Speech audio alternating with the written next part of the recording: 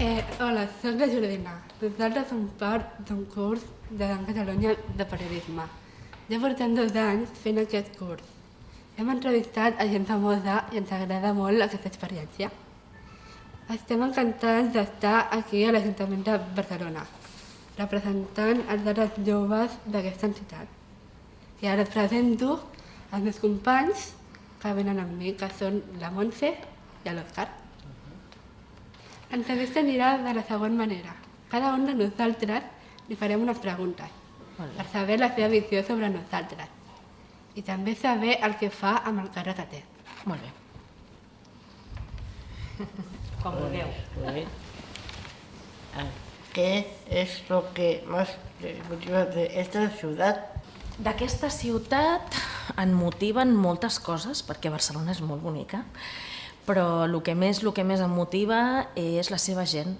Jo crec que Barcelona té molta sort perquè té uns barris molt actius, té una ciutadania molt activa i molt compromesa, hi ha moltes associacions, moltes entitats, i això és molt bo per a una ciutat, perquè vol dir que als veïns els importa molt cuidar la seva ciutat, i això jo crec que és el millor que té Barcelona.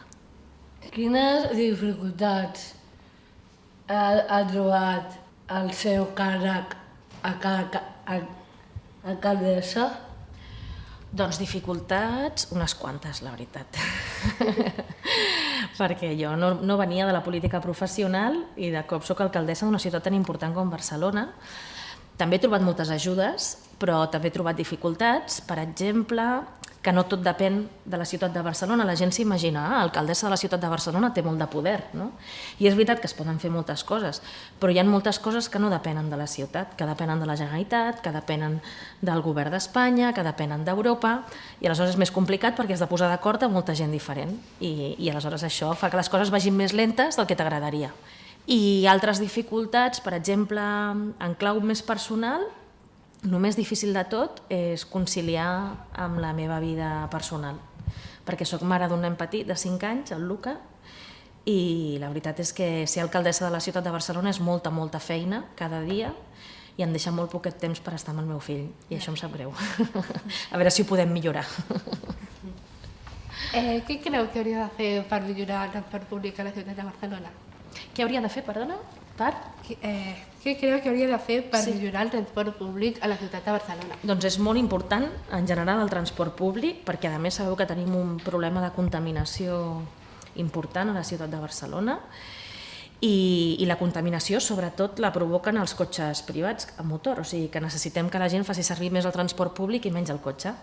Aleshores hem de millorar, hem de fer més transport públic de qualitat, que sigui de preus accessibles i que també sigui accessible per totes les persones, no? També des de la seva diversitat.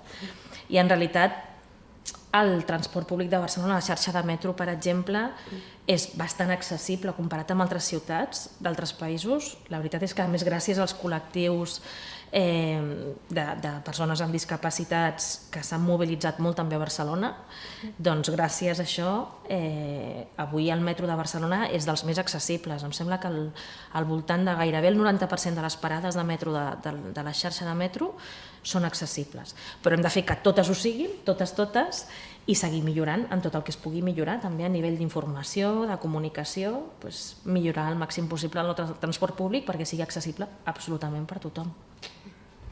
Quina opinió té sobre les persones amb discapacitat?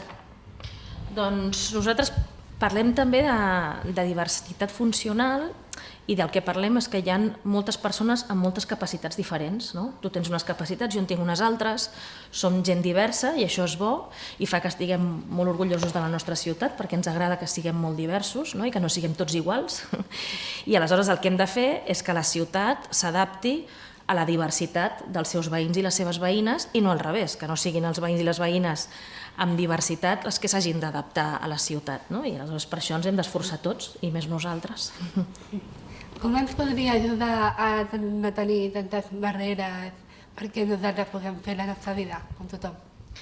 Doncs hem de treballar per millorar els serveis públics en general i perquè ajudin a tothom, més enllà de les diversitats que cadascú que tingui, no? I també el que volem fer en aquest mandat és treballar amb l'actualització del Pla d'Accessibilitat de la ciutat de Barcelona, perquè el que hi ha és de fa molts anys, és del 96, i aleshores volem treballar comptant amb totes les persones i tots els veïns i les veïnes en millorar aquest pla d'accessibilitat. Com farà per tenir en compte opinió a gent amb discapacitat? En general volem que tots els espais de participació per decidir les polítiques de la ciutat comptin amb la participació de tothom, no? I que tinguin espais específics tots els col·lectius de la ciutat. Ara, per exemple, estem fent el procés participatiu del Pla d'Actuació Municipal, que són les principals polítiques de la ciutat pels propers anys.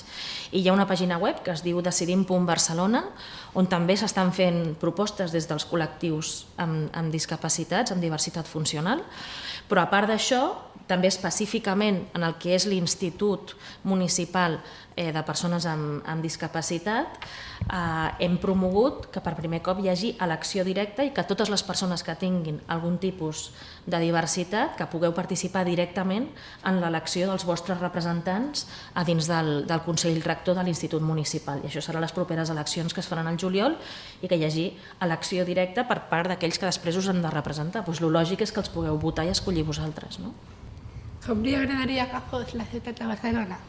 Com la somia?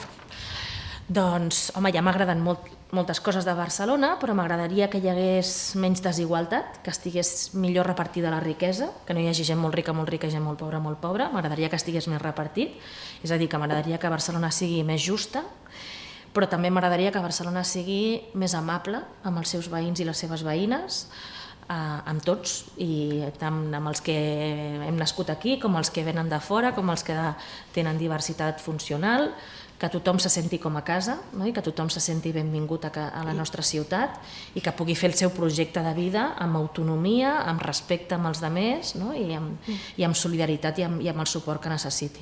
I jo crec que això faria que ens puguem sentir orgullosos de la nostra ciutat, que jo crec que és el que tots volem, no? Que no només ens tracti bé a nosaltres, sinó que puguem dir jo soc de Barcelona i estic molt orgullosa perquè és una ciutat justa, amable i sostenible. No? Jo crec que això és bo per tothom. Bueno, de fet, la estaria acabada, Sí? però m'agradaria pues, que opinessis Sí. sobre nosaltres. Sobre vosaltres, en concret, En concret, sobre l'entrevista. sobre l'entrevista i també sobre la gent amb discapacitat com nosaltres. Bueno, hem estat parlant, no? Jo és el que us deia, que a mi em sembla que hi ha moltes persones molt diverses i això és bo, no és una cosa dolenta, és molt bona que hi hagi persones molt diverses. I jo crec que sempre tots tenim moltes coses a aprendre els uns dels altres. Així que jo estic molt contenta que hagueu vingut avui aquí. Per mi és un honor i un privilegi que hagueu estat al nostre despatx i podeu tornar sempre que vulgueu, això és casa vostra. L'Ajuntament de Barcelona és casa de tots els veïns i les veïnes, així que podeu tornar sempre que vulgueu.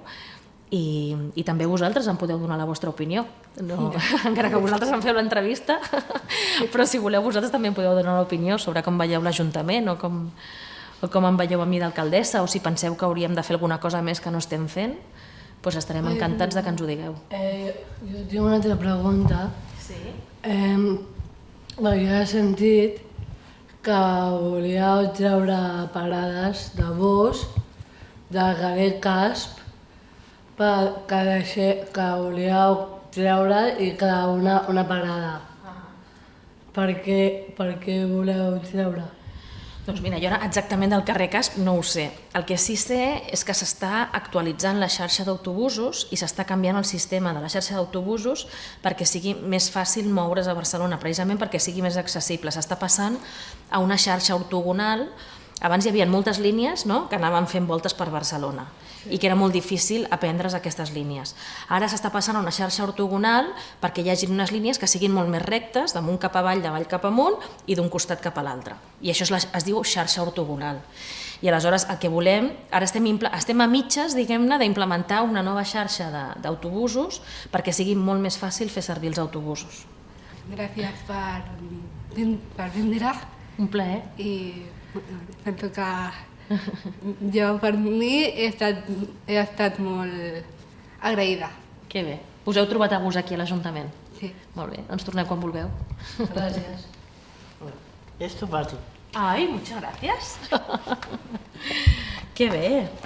Moltes gràcies.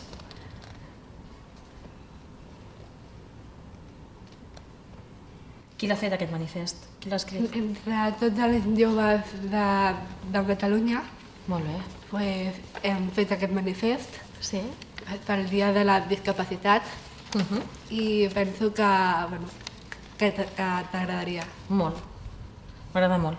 I el tindrem molt en compte.